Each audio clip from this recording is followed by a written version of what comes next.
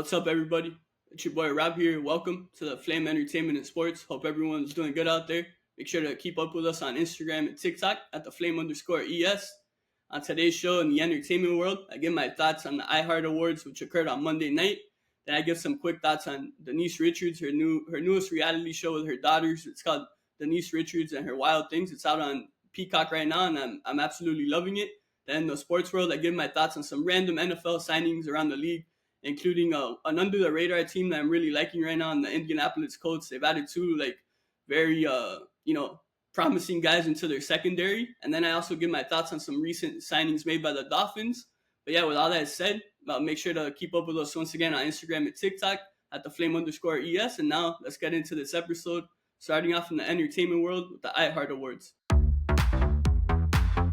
All right, guys, so for the entertainment portion of today's show, going to be giving my thoughts on the iHeart Radio Awards, which occurred on Monday night. Of course, last week we had Valerie Alden join us and do a little preview of iHeart.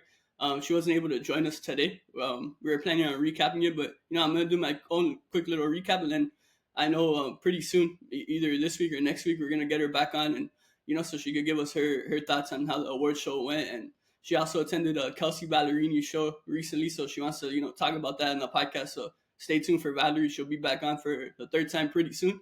But yeah, with all that said, to get into the iHeart Awards, so it was a pretty cool award show. I talked about it last week. A lot of times in these award shows, I usually enjoy the red carpet more than I do like the award show.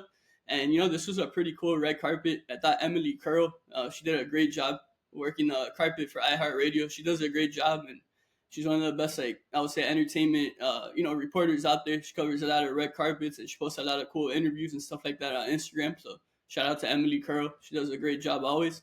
I remember last year for the iHeart Awards from last year, that's the first time I ever saw Emily Curl, and ever since then I've become a fan. Keep up with her consistently, and I see she keeps rising up little by little, and and deservedly so, because she does a great job, with her interviews, and just a super entertaining, host and stuff like that. She does a great job. Yeah, with that said, so yeah, the red carpet was cool to follow. I posted a couple of clips on Instagram and TikTok. Thanks to everyone who liked them and commented or whatever it may be on our TikTok and Instagram at the Flame_ES. I believe in terms of the iHeart Awards, we posted around 25 reels, I want to say, including the red carpet and certain clips of throughout the night, things that happened during the show, whether it be performances or people winning awards and stuff like that. So yeah, the red carpet, couple people that really stood out. Ariana Madix was there from Vanderpump Rules and Dancing with the Stars. And, she's one of my favorite reality stars out there, and it's funny. I was never a viewer of Vanderpump Rules, but I followed her over the years, and then obviously I'm a big Dancing with the Stars fan. So when she was on it 2 seasons ago, I became a huge fan of Ariana.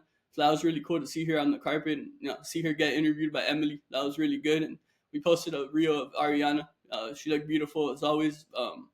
And then, to get into the award show. So the night started off with a performance by Billie Eilish and Phineas, who, we talked about a lot last week with Valerie. She's a huge fan of both of those, individuals. And, I thought they did a great job opening up the show. I think Billie Eilish, I've never seen her perform in person, but the times I've seen her on TV, performing in these different award shows or Saturday Night Live, whatever it may be, she always does a great job. She's super entertaining, captivating. And I feel like even if you don't know her music, she's one of those rare artists that she kind of draws you in and makes you want to listen to her music after watching her perform, if that makes sense. And it's always cool to see her and Phineas. I think it's super cool, a brother sister duo that they kind of perform everything together, and they've risen up together into stardom.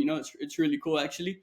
And to give some more thoughts on the iHeart Awards, I would say the star of the night, in my opinion, was Gracie Abrams. She performed her hit song, "That's So True." That song went absolutely viral this past year.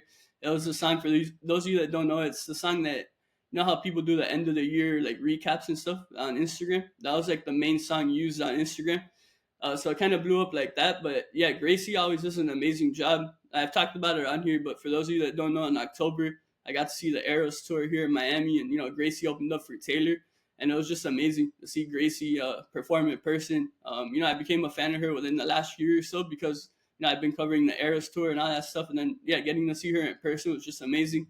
She has this, amazing presence about her. And I just feel her smile, brings, pure joy out. I don't know. She brings like a lot of joy to the world. So shout out to Gracie Abrams. She did an amazing job, performing, and she also won an award as well. She won the Breakthrough Artist of the Year, and Billie Eilish presented it to her. And I had no idea that her and Billie Eilish have been friends since they were like 15 years old.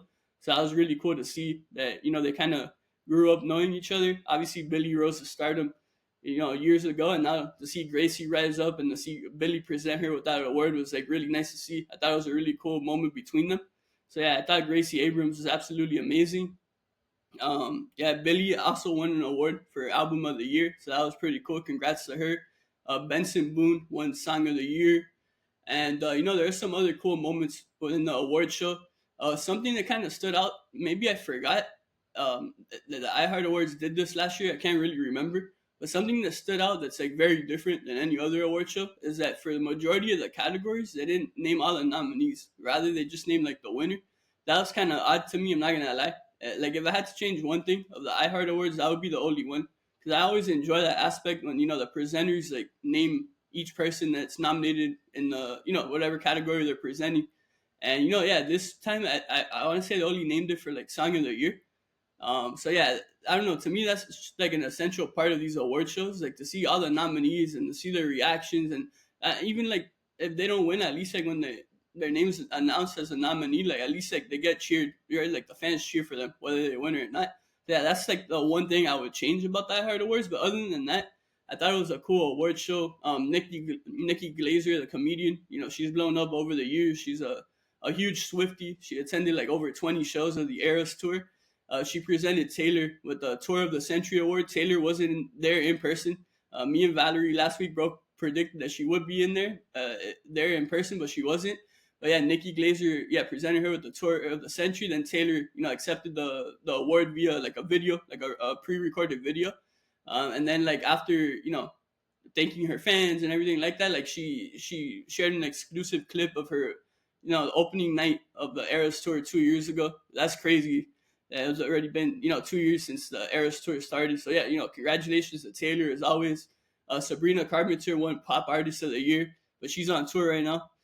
She was in Paris while this was going on, I believe, and so she accepted the award as well, just like Taylor in a pre-recorded video. So shout out to Sabrina Carpenter. One person who wasn't there that was announced to be there is Chappell Roan. The next day I went on Twitter. I tried to look up to see if anything came out, but nothing really came out. So I wonder if it was a scheduling conflict, if she's like, maybe she's has a sickness, or she has a cold right now and she wasn't able to attend. But yeah, that's something I found weird, and I haven't really heard anyone talk about it. So I'd be interested to see if that ever comes out, why Chaperone didn't attend the iHeart Awards. Because like I said, she wasn't announced like on their website. And I remember last week with Valerie, I had a list of like the people that announced that would be there, and she was one of them. So I found that super interesting. And like I said, it's kind of weird that no one's like actually talked about that. But who knows? We'll see. If something did happen, we wish her all the best. But yeah, that was something that I was like surprised by, that she didn't appear at all, and they didn't even announce her name for anything. So that was interesting to me. But yeah, other than that, I think that's gonna wrap up my thoughts, guys. Like I said, stay tuned though, because we will have Valerie on the show again for the third time.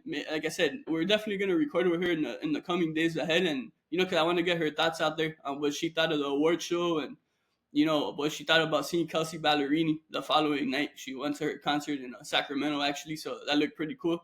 But yeah, with that said, too, for the rest of this entertainment section, a couple more minutes here only, nothing crazy.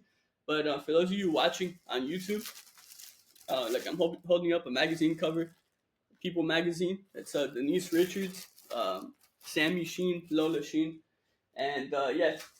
I don't know if you guys have watched it yet, but Denise Richards has a brand new reality show on Peacock right now called Denise Richards and Her Wild Things, and it's her husband, and her three daughters, and it's basically them living everyday life. So it's just a typical type of reality show like that, like a family reality show, but there's just something extra special about it. Like I watch reality TV, not a lot of shows, but there's just something about the show. So far, at the time of my recording, it's Wednesday, March 19th, 6:40 p.m. Eastern Time. 5 episodes have come out already on Peacock, so I recommend you guys go check it out. Once again, Denise Richards and Her Wild Things. I'm up to episode 4, so I have one more to catch up on. But yeah, it's a super cool reality show. And like I said, I already showed it, but I'll show it once again. They're on the cover of People magazine. It's a super nice cover. Mother with her 3 daughters. So shout out to Denise Richards, Lola, Sammy, all of them over there doing a great job with that show. And I think I'm hoping that more people start to watch because I really do think they're doing a great job with that show.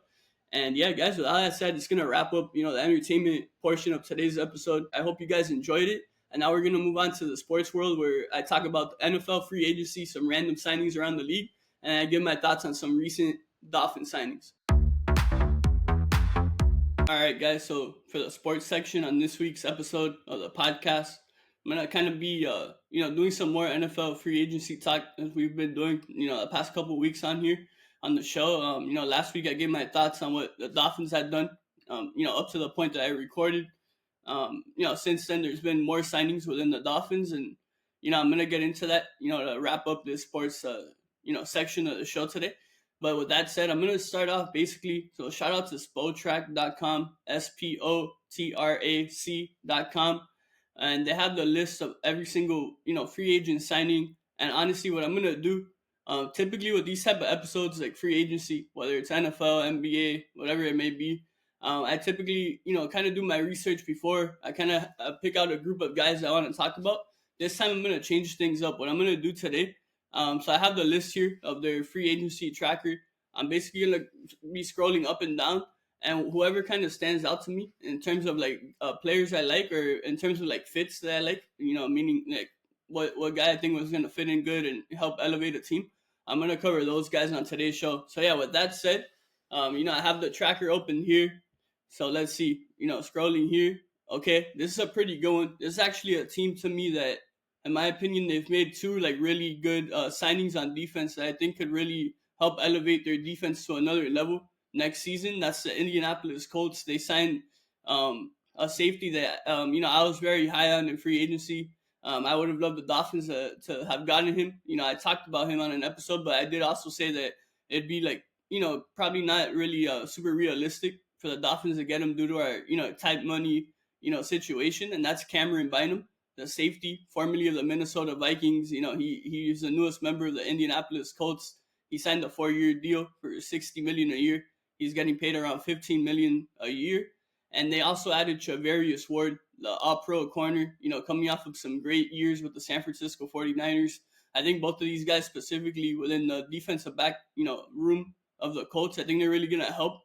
And it's not going to just be like them individually. I feel like they're going to help the guys around them. And, they could also help young guys, especially Charvarius Ward. I feel like he's a great vet to have. And he obviously has a lot of experience, playing in big-time games, playing in the Super Bowl, playing in a couple, NFC championship games, playing in a lot of playoff games and, big-time games in general. He's been part of a lot of big-time moments, and he's been arguably the best corner throughout the whole Kyle Shanahan era in San Francisco, and I think that speaks volumes because they've obviously had great corners over there in San Fran. And then, yeah, Cameron Bynum, like I said, he was one of my favorite safeties in this year's free agency class. And, yeah, I just feel with the addition of these two guys specifically, it's really going to help, the Colts overall as a defensive unit, and especially it's going to help out Lou Anarumo, who's coming off of a great run with the Cincinnati Bengals as their defensive coordinator. He had one bad year, and in my opinion, Cincinnati put him as the scapegoat. They're trying to put the blame on him, even though it doesn't really make sense to me. In my opinion, Lou Anarumo, what he did during his time with Cincy running that defense, to me in most years he over-exceeded with what was given to him in terms of, what he had to play with. And, the fact that the Colts are able to snag two like all-pro caliber guys like Bynum and Ward, and they're going to have one of the top defensive coordinators in the league in Anarumo coach them. I think that's a great recipe for success in Indianapolis. I could talk about, one of the division rivals, the Dolphins. I'll highlight 3 guys here for the New England Patriots. These 3 guys are on the defensive side of the ball. And let's start off here. Where'd this name go? Yeah, I'll start off here. So talking about a couple of defensive guys, that New England brought in. I'll start off with Harold Landry, a longtime outside linebacker of the Tennessee Titans. In my opinion, he's one of the most underrated pass rushers in all of football. He has some very productive seasons in Tennessee, specifically with Mike Vrabel as his head coach. So who better to join than his former head coach and Mike Vrabel, who is now the new coach of the New England Patriots. So I just feel that's a match made in heaven right there, Harold Landry to New England.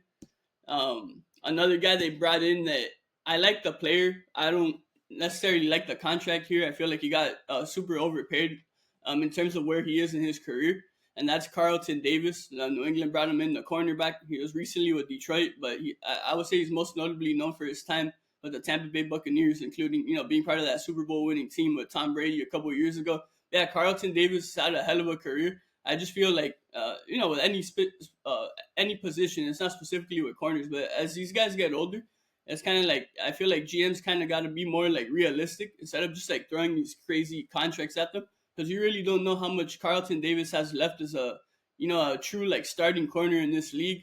With that said, New England did have the most money of any team in the league, so perhaps they were willing to overpay some guys, you know, to increase their chances of being better now and to help a brand new head coach who's coming in, after a rough year for the Patriots, obviously, and specifically on the defensive end. So yeah, Carlton Davis, and then another defensive guy they signed, one of the top contracts in free agency, Milton Williams, the defensive tackle coming over from the Philadelphia Eagles. They signed him to an $104 million contract, so obviously big money. He's gonna get paid around $26 million per year. And so Milton Williams, he's an interesting guy here. Yeah, he's coming off of a nice run with the Eagles, specifically in the Super Bowl. Yeah, he was one of their best, producers off of that defensive line. With that said, a lot of people are questioning whether or not he could be a true number one, defensive tackle for a team, due to his like playing percentage. I believe he was playing around 50 to 60% of snaps this past season, and then New England goes and commits over $100 million to him to be their, main guy in the inside of that line. But that said, I do like the signing though. I know it's a lot of money. Don't get me wrong. I'm not like a big money guy in terms of free agency in any sport, but I feel like for a team like New England, I do think it's a risk willing to take, because I feel like Milton Williams, we've only seen like just a taste of what he could do, and I feel in like a full time role and getting the majority of the snaps, I feel like he could be like a perennial Pro Bowl player like for the next 3 or 4 years. So I actually think the signing is gonna work out in New England's favor. And specifically too, like I already talked about Mike Vrabel a little bit when I was talking about them signing Carlton Davis. But yeah, like I'm so high on Mike Vrabel. To me, he's one of the rare elite coaches in the league. Like I think literally he's one of the elite coaches in all of football. So I think with Mike Vrabel as his coach, especially, I think Milton Williams is going to be a complete stud for the Patriots. And then another guy they brought into the defense. I already covered Carlton Davis, and now Milton Williams. Another guy is Robert Spillane coming over from the Las Vegas Raiders. I would say this past season he kind of had some sort of coming out party. Perhaps if the Raiders were an actual winning team last season, he would have been more in the headlines. But he was one of the most consistent linebackers in all of football. A great tackler, and he kind of has a nose for the ball. He has a very high IQ, and I feel like him and Mike Vrabel, like that linebacker head coaching pairing, is just going to be a match made in heaven. So I think those are three great signings right there on defense for New England. Another guy they brought in this time as their right tackle. So on the offensive side of the ball, Morgan Moses. He's been a perennial All-Pro for a long time. He's been playing for a lot of years already. They gave him a 3-year deal, which I didn't expect Morgan Moses. I thought going into free agency, I thought he'd get maybe 1 year, 20 million, something like that. But look, New England did get him 3 years, 24 million.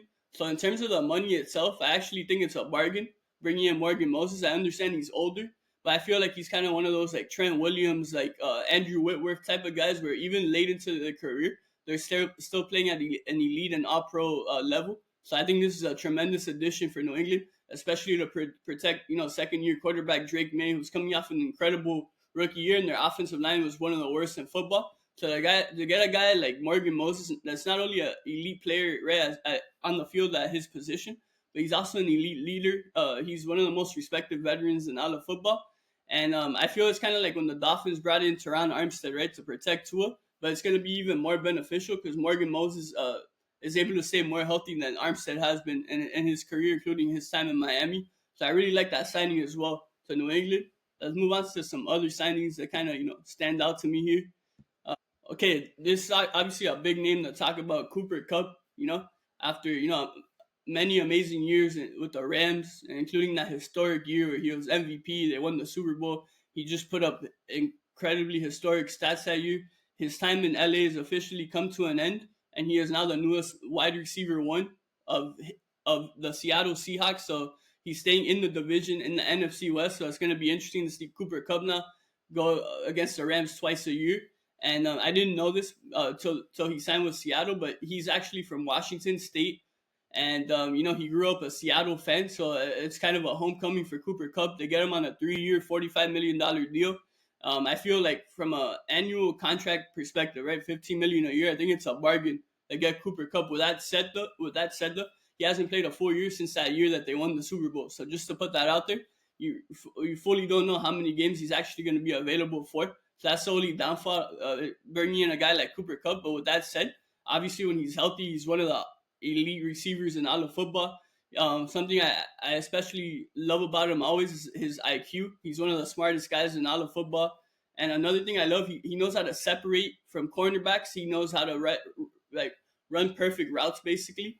And I think he's going to be a big help to another free agent signing of the Seattle Seahawks, and that is Sam Darnold, the new starting quarterback of Seattle, coming off an incredible year, the Minnesota Vikings, and now he signs a multi-year $100 million deal with the Seattle Seahawks. So the Seahawks move on from Geno Smith, they move on from DK Metcalf, and now they have Sam Darnold and Cooper Kupp joining the team. And talking about Sam Darnold, like, first of all, I'm just like so happy for him.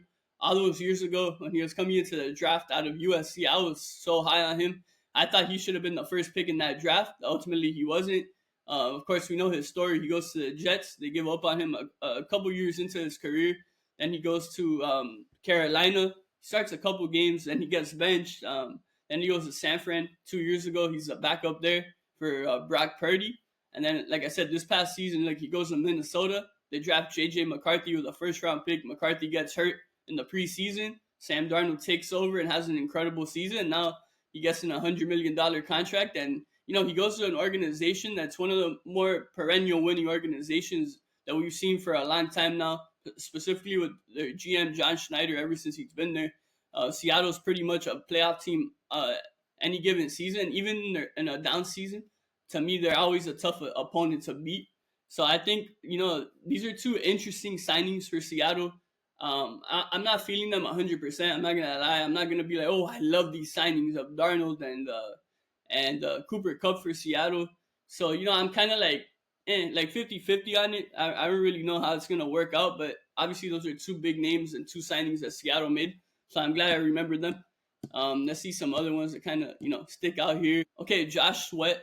He's another Philadelphia defensive lineman that left the Eagles via free agency. He's coming off of probably his best year in the league, especially with Brandon Graham going down midway through the season.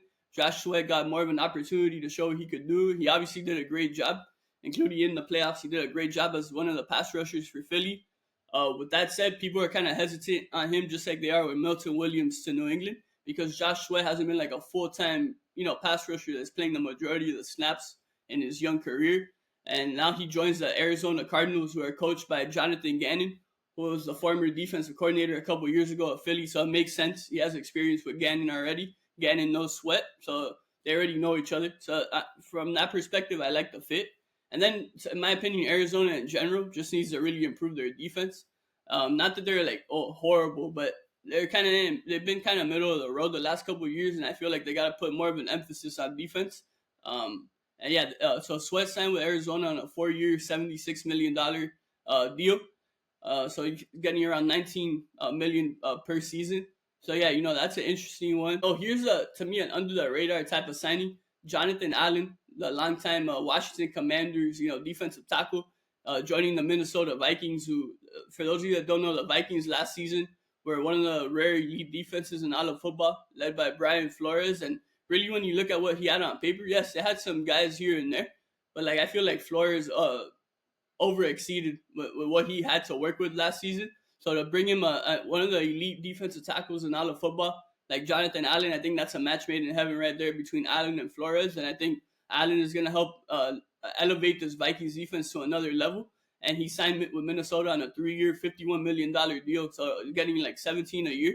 I think that's an absolute bargain. I've always been super high on Jonathan Allen ever since his days in college at Alabama. So I would have loved to have him in Miami, honestly.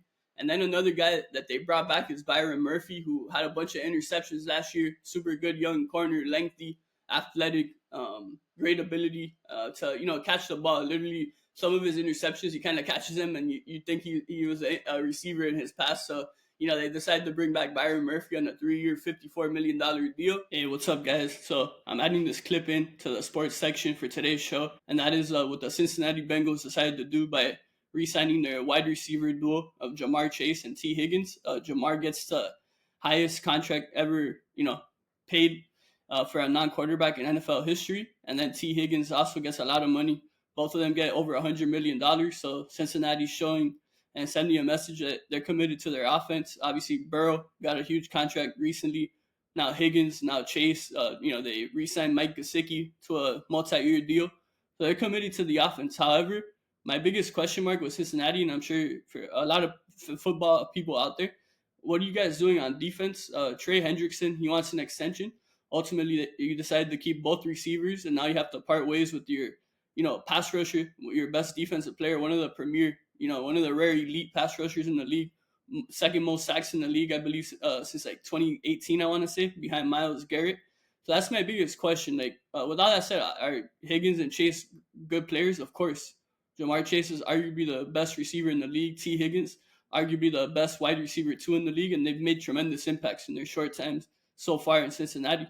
So they deserve the contracts. I'm not against them getting extensions, but to me sometimes I don't know, teams kind of make me wonder like what's really the direction here. This past season, Joe Burrow has arguably the best season of any quarterback in the league.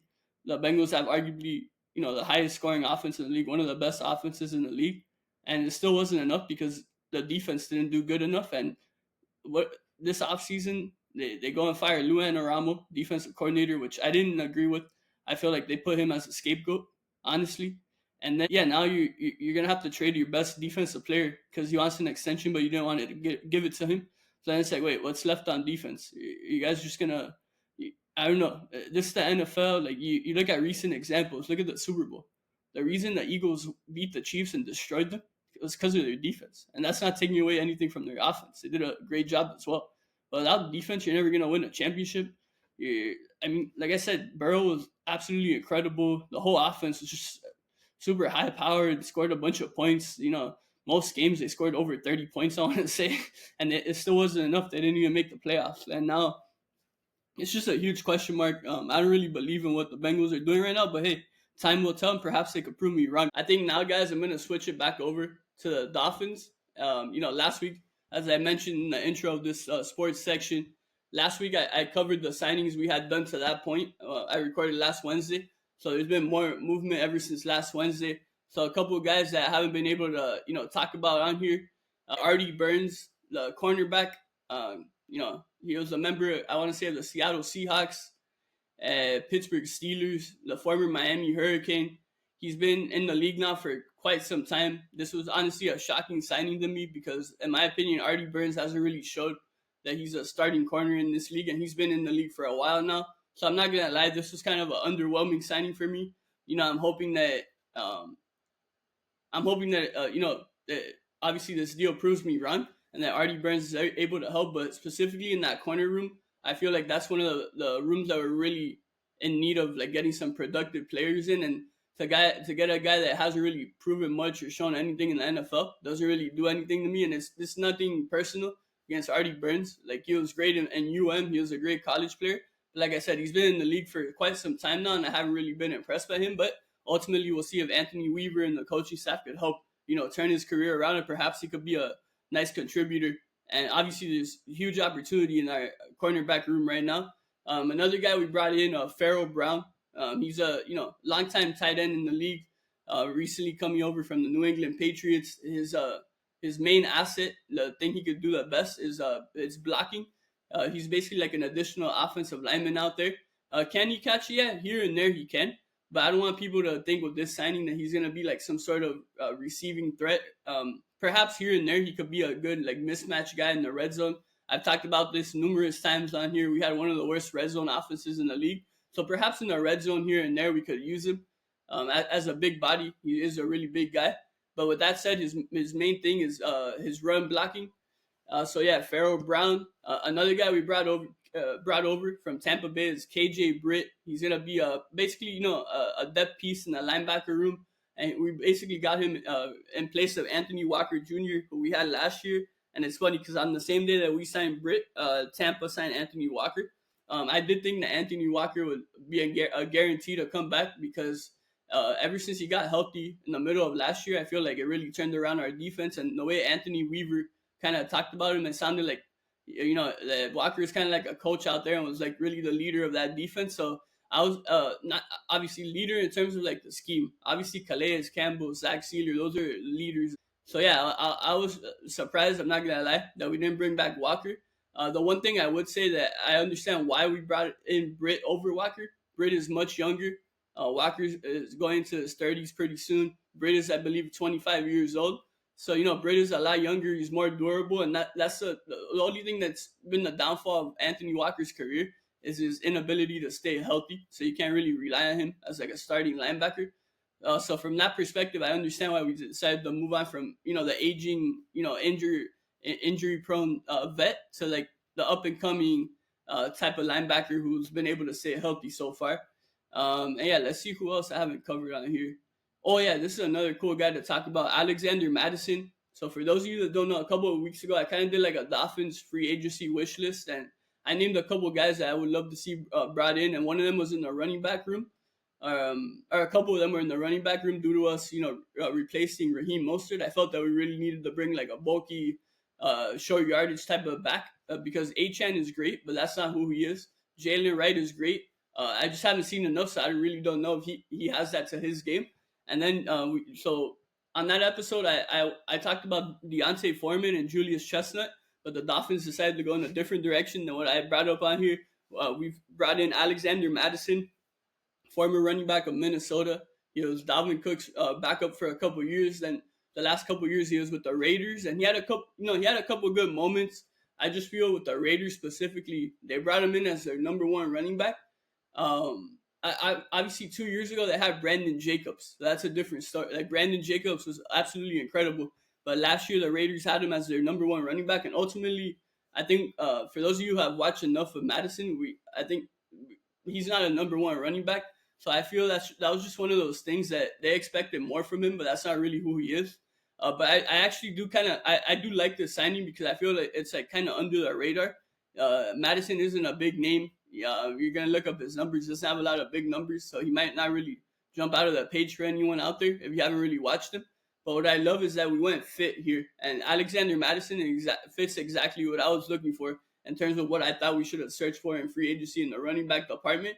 Madison, he's a bulky guy. He breaks a lot of tackles, and he specifically succeeds in short yardage situations. As I mentioned briefly when I talked about Pharaoh Brown, we had one of the worst red zone offenses in the league last season. So I feel like Madison could very much be a positive asset in that area of what we're lacking in. And then another thing I like, we're horrible as well in short yardage situations. So I feel like a guy like Madison is the perfect guy to have in those 3rd and 1, 4th and 1, 3rd and 2, because he's just a bulky breaking tackles type of running back. So I actually really do love that signing. Then one more guy I want to talk about that the Dolphins signed, Ryan Stonehouse, super young punter. A couple years ago, he was the best punter in the league. He's coming over from Nashville. I love Nashville. Shout out Nashville. Coming over from the Tennessee Titans over there in Nashville. And I'm shocked that Tennessee didn't bring him back, actually. But I'm very happy with the signing because he's definitely an upgrade over Jake Bailey. With that said, Jake Bailey hasn't been cut, so perhaps they're going to do a competition. I really wouldn't understand why they would. Stonehouse is super young. He's coming off of a couple like all-pro caliber years, and Jake Bailey's towards the end of his career, really. So yeah, Stonehouse, like I said, one of the best punters in the league, and something that really stands out about him, he's super accurate with his punts. And then another thing, he kind of took me back to Thomas Morstead, who we had a couple years ago. I absolutely loved Morstead the 1 year we had him. I don't know if you guys remember, after Morstead does a punt, he always runs and hustles and tries to be in the action if he has to like tackle the returner or whatever it may be. And that's something I noticed in watching his tape that Stonehouse does as well. And it's super rare to see a punter do. All right, guys, coming at you a day after my sports recording. I recorded all the free agency stuff Tuesday, coming at you on Wednesday night, 6:25 p.m. Eastern time. Around an hour ago, the Dolphins signed Willie Gay Jr., the linebacker coming over from New Orleans last year. And, the previous years before that, he was with the Chiefs, 2-time Super Bowl champion. It's a 1-year deal. I don't know the money yet. But I wanted to, drop this clip in because I do think this could be a very significant under the radar signing for Miami. Willie Gay Jr. Couple things I like about him, couple traits that he has. Very high IQ player. He has a nose for the ball. He made a lot of impactful plays during his short time with the Chiefs, and like I said, he was with New Orleans last year. But yeah, it's a 1 year deal. The guy's 27 years old, so you're taking a chance on a guy who could potentially be a guy who could lead your linebacking core for the foreseeable future. You pair him up, alongside a guy like Jordan Brooks. I think it's super exciting. Both of these guys like hit very hard. They're both very smart. They have a knack for being in the action. And yeah, I just really love this signing by Chris Greer in the front office. I think Willie Gay Jr. is going to be a tremendous asset for Anthony Weaver and the Dolphins defense. But yeah, I really love he has a lot of big game experience. Like I said, he's only 27 and it's a 1 year deal. So why not take a chance on a guy like that? And yeah, specifically that big game experience at such a young age, like I'm very excited about that. I feel like obviously it's been a trend throughout the 3 years now, 4 of McDaniel, that the Dolphins don't really rise up to the occasion in the national TV games or the teams against the best teams. We really don't rise to the occasion. I feel like adding a guy like Willie Gay who has that big game experience could really help the team overall. Like him himself obviously could produce and lead the way on those games, but he could also like encourage the guys around him and perhaps give them words of wisdom of how to prepare right for the better opponents or for the games with the national spotlight. And the majority of his games have been in front of like the biggest audiences you'll ever play in front of in the NFL. When you think about all his years with Kansas City, and like I said, he won 2 Super Bowls there. So yeah, welcome in Willie Gay, newest member of the Dolphins. I love it. Let's keep these, keep it going with these under the radar signings. And I think all these guys we're bringing in are going to make an impact in some sort of way. But specifically, this one especially stands out. I have a really good feeling that Willie Gay is going to thrive as a Miami Dolphin. So yeah, guys, those are a couple, random signings around the NFL that, I decided to cover on today's show. And then, I gave my thoughts on some of the Dolphin signings we made since, I last recorded on here. I hope you guys enjoyed the sports segment on today's show. If you guys have any thoughts on any of the free agents I talked about, or if there's any other free agents signings that you want me to cover on here, make sure to hit us up on Instagram and TikTok at @theflame_ES. And yeah, guys, hope you guys enjoyed this NFL free agency segment on today's episode of the Flame Entertainment and Sports. All right, guys, thank you so much for tuning in to this week's episode of the Flame Entertainment and Sports. Hope you guys enjoyed hearing my quick recap on the iHeart Awards. Hope you guys, the talk I had on Denise Richards and her new reality show. Hope it encourages some of you to go check it out for yourselves. Once again, it's on Peacock right now, and there's 5 episodes currently streaming. And then, I hope you guys enjoyed my thoughts on NFL free agency and some of the recent Dolphin signings, including Willie Gay, the linebacker coming over from New Orleans. I'm really high on that signing specifically. But yeah, guys, and with all that said, make sure to subscribe to us on YouTube, Apple Podcasts, Spotify, share with a friend, like, comment, whatever it may be. We appreciate it. And once again, follow us on Instagram and TikTok at @theflame_ES. Until next time, everyone, take care.